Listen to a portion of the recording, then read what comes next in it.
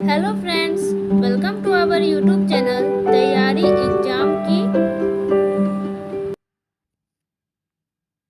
तो आज की इस वीडियो में हम लोग कक्षा 11 पाठ 9 है एक दीक्षांत भाषण और जिनके लेखक हैं हरिशंकर परसाई।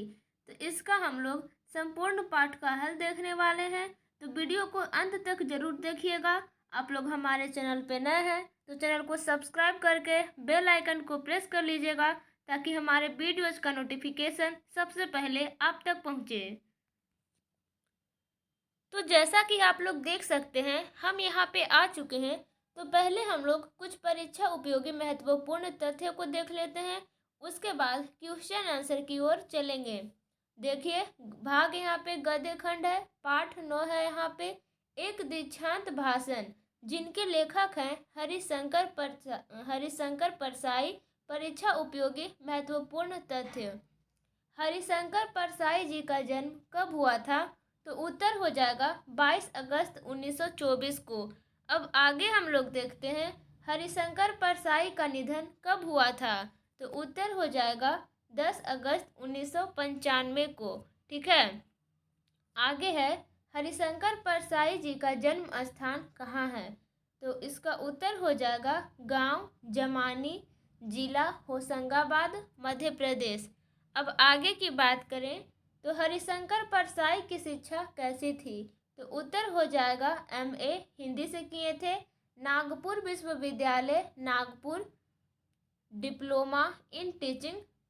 ठीक है, स्पेस ट्रेनिंग कॉलेज से जबलपुर से शिक्षक के रूप में 2 वर्षों का प्रशिक्षण लिए। ठीक है, 2 वर्षों का प्रशिक्षण। आगे की बात करें तो हरिशंकर परसाई जी की वृत्ति यानी पेशा क्या था? वो क्या काम करते थे? तो उत्तर हो जाएगा इसका खंडवा में अध्यापन, मॉडल हाई स्कूल जबलपुर में सन 43 से 52 तक अध्यापन, सन 53 से 57 तक, यानी कि कहने का अभिप्राय यहाँ पे 43, कहने का अभिप्राय 1943। ठीक है, तो वही 1953 से 1957 तक प्राइवेट स्कूलों में अध्यापन, सन 57 से स्वतंत्र लेखन किए, कहने का अभिप्राय 1957 से। शॉर्ट फॉर्म में सिर्फ 56-57 इस तरह से लिखा जाता है। आगे की बात करें तो परसाई जी का संपादन के विषय में बताएं। तो उत्तर हो जाएगा सन 1956 में 69, सॉरी यहाँ पे आप लोग देख सकते हैं सन 1956 से 59 तक जबलपुर में वसुधा नामक पत्रिका का संपादन किए। आगे की बात करें तो हरिशंकर परसाई जी को कौन कौन से सम्मान मिल चुके हैं? तो उत्तर हो जाएगा साहित्यिक अवदान के लिए जबलपुर विश्वविद्यालय से डीलिट की मानद उपाधि, साहित्य अकादमी पुरस्कार 1982, अनेक अन्य पुरस्कारों से सम्मानित किया गया। ओके, आगे की बात करें तो हरिशंकर परसाई के द्वारा किया गया यात्रा के विषय में बताएं। तो हो जाएगा विश्व शांति सम्मेलन में भारतीय प्रतिनिधि मंडल के सदस्य के रूप में 1962 में सोवियत रूस की यात्रा किए। और आगे की बात करें तो हरिशंकर जी के प्रमुख कृतियों के नाम लिखें। तो उत्तर हो जाएगा हंसते हैं रोते हैं, हंसते हैं रोते हैं, भूत के पाँव पीछे, कैसा कैसा नाम है, बोलने में भी अच्छी लग रहा है, तब की बात और थी, जैसे अनेक दिन फिरे, सदाचार का ताबीज, पगडंडियों का जमाना, वैष्णव की फिसलन, पाखंड का अध्यात्म, सुनो भाई साधो, विकलांग श्रद्धा का दौर, ठिठुरता हुआ गणतंत्र, निठल्ले की डायरी आदि। संपूर्ण रचनाएं परसाई रचनावली नाम से 6 खंडों में राजकमल प्रकाशन द्वारा प्रकाशित। अंग्रेजी, उर्दू, मलयालम, मराठी, बंगला आदि में अनेक रचनाएं भाषांतरित। ओके, तो इसको आपको एक बार पढ़ लेना है कि इनकी प्रमुख कृतियाँ कौन कौन सी है। ज़्यादा आपको रटने की या याद करने की आवश्यकता नहीं है। आइए अब हम लोग आते हैं अपने चैप्टर के क्वेश्चन आंसर की ओर। एक दीक्षांत भाषण, हरिशंकर परसाई इनके लेखक है। ये एक व्यंग्यात्मक भाषण है। ठीक है, इसे आप लोग पढ़ेंगे तो आपको बहुत ही मज़ा आएगा। आप लोग पुस्तक पढ़े होंगे तो बहुत ही मज़ा आया होगा आप लोगों को। देखिए पाठ के साथ पहला है, दीक्षांत समारोह में नेताजी का मन क्या देखकर आनंदित हो उठा। तो उत्तर हो जाएगा इसका, तो देखिए इसका उत्तर हो जाएगा, विश्वविद्यालय के दीक्षांत समारोह में नेताजी यानी कि मंत्री महोदय दीक्षांत भाषण देने को पहुंचते हैं। ओके, समारोह स्थल पर छात्रों, पुलिस के सिपाहियों, प्राध्यापकों एवं अन्य श्रोताओं का विशाल जनसमूह उपस्थित था। मंत्री महोदय नेताजी यह देखकर गदगद हो गए कि छात्रों की संख्या से अधिक पुलिस सभा स्थल पर मौजूद हैं। वे इस बात से गर्वित थे, यानी कि उनको गर्व था कि इस विश्वविद्यालय में यह अत्यंत सुखद बात है कि छात्रों से पुलिस की संख्या अधिक है। ओके, उनको इस बात से गर्व था कि हम इस समारोह में आए हैं और छात्रों से ज़्यादा संख्या पुलिस की है, यानी कि मेरे सुरक्षा के लिए। आगे की बात करते हैं तो नेताजी की मान्यता थी कि ऐसी प्रगति तो विश्व के अन्य विश्वविद्यालयों में भी नहीं होगी कि समारोह स्थल पर विद्यार्थियों की अपेक्षा पुलिस के जवान उक्त कार्यक्रम की शोभा बढ़ा रहे हों। नेताजी इसका श्रेय शासन के साथ साथ छात्रों को भी दे रहे थे।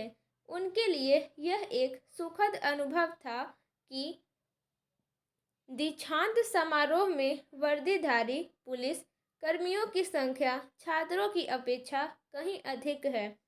यह दृश्य देखकर वे आनंदित हो गए। ओके, अब देखिए यहाँ पे प्रश्न संख्या 2 है, विश्वविद्यालय में शूटिंग होने पर भी नेताजी खुश क्यों हैं। तो उत्तर हो जाएगा यहाँ पे, विश्वविद्यालय में दीक्षांत समारोह आयोजित है, नेताजी का धारा प्रवाह भाषण जारी है, बीच बीच में लड़के शोरगुल अथवा आवाज़ कसी करके उनकी हुटिंग कर रहे हैं, यानी कि विरोध कहने का अभिप्राय। पर नेताजी को कोई गम नहीं है, उल्टे वे खुश हैं कि अनपढ़ जनता के बजाय वे शिक्षित नवयुवकों से हूट हो रहे हैं। ओके, अब आगे चलिए हम लोग प्रश्न संख्या 3 की ओर चलते हैं। देखिए, ज्ञानी कायर होता है, अविद्या साहस की जननी है, आत्मविश्वास कई तरह का होता है, धन का, बल का, ज्ञान का, मगर मूर्खता का आत्मविश्वास सर्वोपरि होता है। इस कथन का व्यंग्यार्थ स्पष्ट कीजिए, यानी कि ये जो कथन दिया हुआ है व्यंग के रूप में, इसका कथन आपको स्पष्ट करना है। तो उत्तर हो जाएगा यहाँ पे, उपयुक्त कथन हमारे पाठ्य पुस्तक दिगंत भाग 1 के हरिशंकर परसाई लिखित, यहाँ पे ध्यान देंगे, ये एक हास्य निबंध है। ठीक है, यह एक प्रकार का निबंध है। और कैसा निबंध है, तो हास्य निबंध है। एक दीक्षांत भाषण का है। हिंदी के सर्वाधिक सशक्त एवं समर्थ व्यंग्यकार हरिशंकर परसाई का है। इसके माध्यम से उन्होंने मूर्खों की हठधर्मिता पर व्यंग किया है। उक्त कथन में ज्ञानी को कायर कहने से यह अभिप्राय है कि ज्ञानी जन बहुधा किसी बात को लेकर आवश्यकता से अधिक सोच विचार करने लगते हैं, फलतः निर्णय लिए जाने में देर होती है और उनका जोश ठंडा पड़ जाता है। और आगे की बात करें, अविद्या अर्थात अज्ञान से साहस पैदा होता है। व्यावहारिक जगत में बहुत बार ऐसा देखा जाता है कि ज्ञान के कारण व्यक्ति काम करने से डर जाता है, जबकि अज्ञानी उस क्षेत्र में साहसपूर्वक आगे बढ़ जाता है। ओके, आगे की बात करते हैं तो पुनः व्यंग्यकार ने आत्मविश्वास को कई प्रकार के मूर्ख या नासमझ लोग किसी की बात नहीं मानते, उनका हठ दृढ़ नहीं होता है। प्रबुद्ध जन समझाने पर समझ जाते हैं, यानी कि बुद्धिमान लोग समझाने पर समझ जाते हैं, पर जो मूर्ख लोग होते हैं तो अपनी ही बात पर अड़े रहते हैं। जो मूर्ख होते हैं वो अपना एक जिद रख लेते हैं और उसी पे अड़े रहते हैं। अतः उनके आत्मविश्वास को व्यंग्य में सर्वोपरि कहा गया है। ओके, अब देखिए प्रश्न संख्या यहाँ पे 4 है। नेताजी के अनुसार वे वर्तमान को बिगाड़ रहे हैं ताकि छात्र भविष्य का निर्माण कर सके। इस कथन का व्यंग्य स्पष्ट करें। तो इसका व्यंग्य स्पष्ट आपको करना है। तो उत्तर बहुत ही मज़ेदार है, आप लोग देख सकते हैं। हरिशंकर परसाई ने अपने व्यंग्यात्मक निबंध एक दीक्षांत भाषण में अत्यंत सरस ढंग से यह बताने का प्रयास किया है कि आज के राजनीतिक नेता राष्ट्र के साथ खिलवाड़ कर रहे हैं तथा उसे क्षति पहुंचाने में व्यस्त हैं। वे इसे खोखला बना रहे हैं। आगे की हम लोग बात करते हैं तो नेताजी मंत्री महोदय दीक्षांत भाषण के क्रम में छात्रों को संबोधित करते हुए कह रहे हैं कि देश के वर्तमान को वे इस उद्देश्य से बर्बाद कर रहे हैं ताकि भविष्य में छात्र उसका पुनर्निर्माण कर सके। इस प्रकार वे अपने द्वारा किए जाने वाले गलत कार्य को उचित ठहरा रहे हैं। ओके, अब आगे हम लोग चलते हैं। अपने कुकृत्य पर पर्दा डालने के लिए नेताजी इस ढंग की बयानबाजी कर रहे हैं। ओके, अब देखिए नेताजी के उक्त कथन द्वारा वर्तमान समय में व्याप्त भ्रष्टाचार उजागर होता है। अपने निजी हित के लिए देश तथा छात्रों के भविष्य से खिलवाड़ करने में प्रसन्नता तथा गर्व का अनुभव करते हैं। अब देखिए प्रश्न संख्या यहाँ पे 5 है। नेताजी ने सच्चे क्रांतिकारियों के क्या लक्षण बताए हैं? ध्यान देंगे आप लोग। उत्तर हो जाएगा विश्वविद्यालय में आयोजित दीक्षांत समारोह के अपने भाषण क्रम में नेताजी ने सच्चे क्रांतिकारियों के लक्षण बताते हुए कहा है कि जो सच्चे क्रांतिकारी होते हैं वे बुनियादी परिवर्तन के लिए आंदोलन कभी नहीं करते, बल्कि कंडक्टर, गेटकीपर, चपरासी वगैरह से ही संघर्ष करते हैं। ओके, इस प्रकार नेताजी द्वारा बताए गए क्रांतिकारियों के लक्षण से वर्तमान परिप्रेक्ष्य में होने वाले आंदोलनों और उनके पीछे पड़े रहने वाले तथा कथित आंदोलनकारियों का असली चेहरा उजागर हो जाता है। अब देखिए प्रश्न संख्या 6 है। सत्य को इसी तरह दांतों से पकड़ा जाता है, इस कथन से नेताजी का क्या अभिप्राय है? तो उत्तर हो जाएगा यहाँ पे एक दीक्षांत भाषण शीर्षक निबंध में हरिशंकर परसाई ने समाज में व्याप्त भ्रष्टाचार के वर्तमान स्वरूप का युक्ति रूप से विवेचना किया है। लेखक ने आज के नेतागण के कपटपूर्ण व्यवहार को कुशलता से निरूपित किया है। ओके, नेताजी के शब्दकोश में सत्य शब्द का अर्थ अवसरवादिता है। उनका सत्य है इनाम, धर्म इत्यादि। ओके, नेताजी के शब्दकोश में यानी कि उनके मस्तिष्क के डिक्शनरी में सत्य शब्द का अर्थ अवसरवादिता है, यानी कि अवसर प्राप्त करना है। उनका सत्य है इनाम, धर्म इत्यादि। ओके, अब देखिए आगे की बात करते हैं। तो सात्विक गुणों का परित्याग करना, प्रत्येक अनैतिक कार्य करने के लिए वे सत्य शब्द का प्रयोग करते हैं। उनके जीवन का सत्य मंत्री बनना था। ध्यान देंगे आप लोग, उनके जीवन का सत्य था मंत्री बनना। ईमान तथा धर्म का परित्याग कर अनुचित तरीका का उन्होंने सहारा लिया। सरकार किसी भी दल की रही हो, वे उसमें मंत्री पद पर आसीन हुए, यानी कि विराज हुए, मतलब पद में भर्ती हुए। आगे की बात करें तो पार्टी बदलने में उन्होंने तनिक भी विलंब नहीं किया, क्योंकि वे इस सत्य को पकड़े हुए थे कि उन्हें मंत्री बनना है।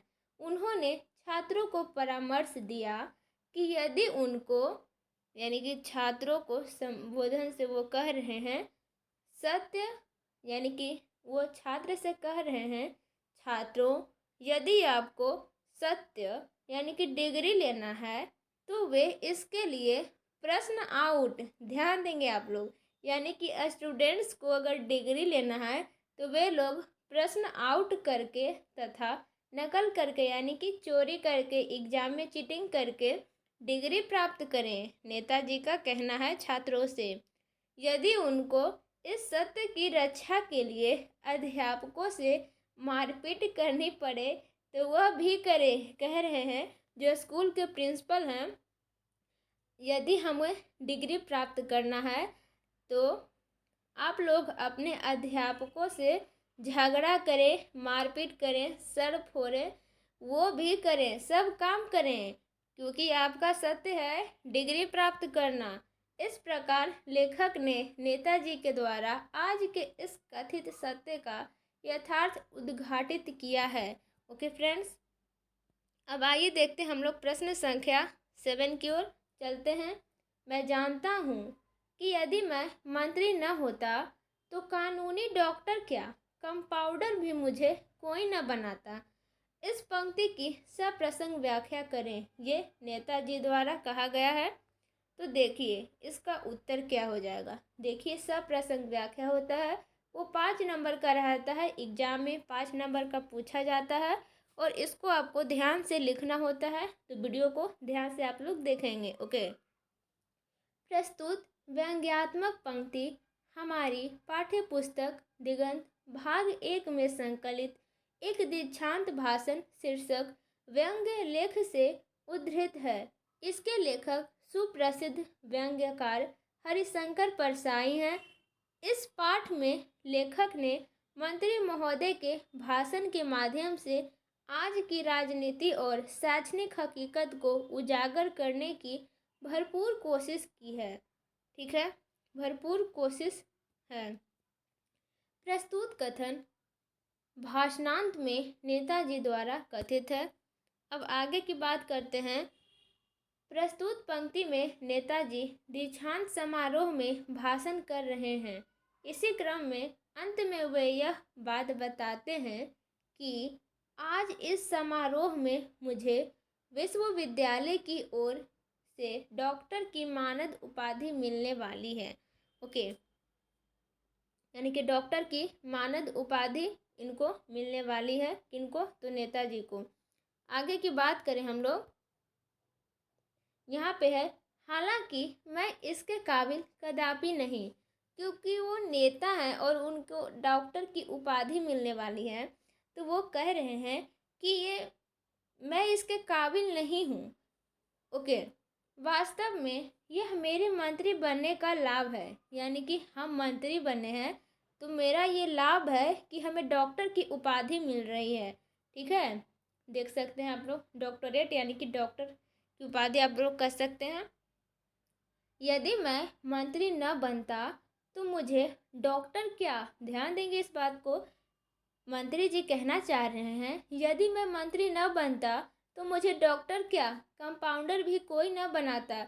इस प्रकार यह प्रश्न जहां नेता वर्ग की योग्यता क्षमता पर उंगली उठाता है, कहने का अभिप्राय यह नेता वर्ग के योग्यता यानी कि उनकी योग्यता कितनी है, योग्यता की क्षमता कितनी है, उस पर उंगली उठाता है। वहीं वर्तमान शैक्षिक जगत की सिद्धांत विहीनता और पथभ्रष्टता पर भी बड़ा कड़ा प्रहार करता है। इस प्रकार लेखक कहना चाहते हैं कि आज सर्वत्र शक्ति की पूजा होती है। सर्वत्र कहने का अभिप्राय सभी जगह होता है जो शक्ति की पूजा होती है। निर्बल व्यक्ति को हमेशा उपेक्षा का दंश झेलना पड़ता है। जो व्यक्ति कमज़ोर होता है, अंदर से निर्बल होता है, उसे हमेशा हार का, उपेक्षा का, यानी कि कोई उसे मजाक उड़ा रहा है, उसका दंश उसे झेलना पड़ता है शारीरिक और मानसिक तौर पर। अब देखें यहाँ पे प्रश्न संख्या 8 है, पाठ का अंत ओम शांति शांति से हुआ है। आपके विचार से लेखक ने ऐसा प्रयोग क्यों किया है? क्या इसका कोई व्यंग्यार्थ भी है? लिखिए। व्यंग्यार्थ कहने का अभिप्राय व्यंग का अर्थ भी है। तो हाँ, बिल्कुल है। उत्तर हो जाएगा हरिशंकर परसाई लिखित एक दीक्षांत भाषण शीर्षक व्यंग्य निबंध का अंत ओम शांति शांति शांति के साथ हुआ है। लेखक ने ऐसा प्रयोग जानबूझकर वर्तमान जीवन में व्याप्त विसंगतियों की हद को पूरी तरह उभरने के प्रयोजन से किया है। ओके, हमारे वर्तमान राजनीतिक, शैक्षणिक एवं सामाजिक जीवन में अनैतिकता एवं स्वार्थपरता पर है। ये स्थितियां अत्यंत चिंताजनक एवं भयावह है। इनसे तमाम आदर्श एवं मूल्य निःशेष होने को है। अतः इन स्थितियों के उत्तरदायी विधायक स्वार्थपरता, अनैतिकता, सिद्धांतहीनता, कर्तव्य विमुखता, सत्तालोलुपता, ओके, आगे है चाटुकारिता आदि के समाप्ति के लिए उक्त प्रयोग किया है। प्रश्न संख्या यहाँ पे 9 है, जो कि हमें लगता है कि लास्ट ही है। देश की आर्थिक अवस्था पर व्यंग्य करने के लिए लेखक ने क्या कहा है? उत्तर हो जाएगा यहाँ पे हरिशंकर परसाई लिखित एक दीक्षांत भाषण शीर्षक व्यंग्यात्मक निबंध में देश की आर्थिक अवस्था पर कटाक्ष कहने का अभिप्राय इसका व्यंग्य किया गया है। निबंधकार ने मंत्री के माध्यम से समाज में व्याप्त घोर अव्यवस्था तथा आर्थिक स्थिति की ओर इशारा किया है। मंत्री महोदय द्वारा छात्रों को संबोधित करते हुए देश के विकास करने का दावा किया जाता है। जब छात्र मंच पर कंकड़ पत्थर फेंकने लगते हैं, देखिए जब इस भाषण कुछ ज़्यादा ही हो जाता है छात्र के खिलाफ, ओके, तो जो छात्र होते हैं वो कंकड़ पत्थर मंत्री पर फेंकने लगते हैं। तो आगे मंत्री का रिएक्शन क्या होता है देखते हैं। तो मंत्री जी उन्हें कहते हैं, यानी कि छात्रों से कहते हैं कि पश्चिम के देशों में तो ऐसे समय पर मंच पर अंडे फेंके जाते हैं। मंत्री जी यह भी मानते हैं कि देश की आर्थिक दुर्दशा के कारण यहाँ के छात्रों के पास अंडे खरीदने के लिए पैसे नहीं हैं, इसलिए वे ऐसा नहीं कर सकते। साथ ही वह छात्रों को निराश नहीं होने की सलाह देते हैं। साथ ही उन्हें आश्वासन देते हैं कि वह देश का विकास करने में दृढ़ संकल्पित हैं। ओके, अतः इस प्रकार लेखक ने देश की आर्थिक स्थिति पर चुटकीला व्यंग्य किया है। उन्होंने सरकार के कार्यकलाप पर रोचक कटाक्ष किया है। अगर आपको वीडियो थोड़ा सा भी अच्छा लगा होगा तो एक लाइक कर दीजिएगा। हमें वीडियो बनाने में बहुत ही मेहनत लगता है। देखिए कितना जल्दी जल्दी लिखे हैं, हम बनाए हैं। हमको भी बनाने में बहुत टाइम लग जाता है, सब बहुत जल्दी जल्दी ही लिखा हुआ है। ऐसा नहीं है कि हम एक एक राइटिंग बैठा बैठा के लिखते हैं आप लोगों के लिए कि हमें वीडियो बनाना है, हम बिल्कुल भी ये नहीं सोचते हैं। ओके, तो आप लोग भी थोड़ा सा स्पीड लिखने का कोशिश कीजिए, क्योंकि एग्ज़ाम जब आप लोग देने जाओगे तो वहाँ पे आपको 2 घंटा 45 मिनट या फिर 3 घंटा ही मिलेगा, ठीक है। तो उतना में ही आपको मैनेज करना पड़ेगा। तो आप लोग भी थोड़ा सा फास्ट में ही लिखने का सोचिए। और आपको यहाँ पे कक्षा 11वीं की हिंदी का काव्य खंड, गद्य खंड पूरा मिल जाएगा। प्लेलिस्ट आप लोग देख सकते हैं, चेकआउट कर सकते हैं। लिंक डिस्क्रिप्शन बॉक्स में हम आपको दे देंगे, या फिर आप चैनल की प्लेलिस्ट में भी जाके देख सकते हैं, ठीक है। मिलते हैं नेक्स्ट वीडियो में। Thanks for watching.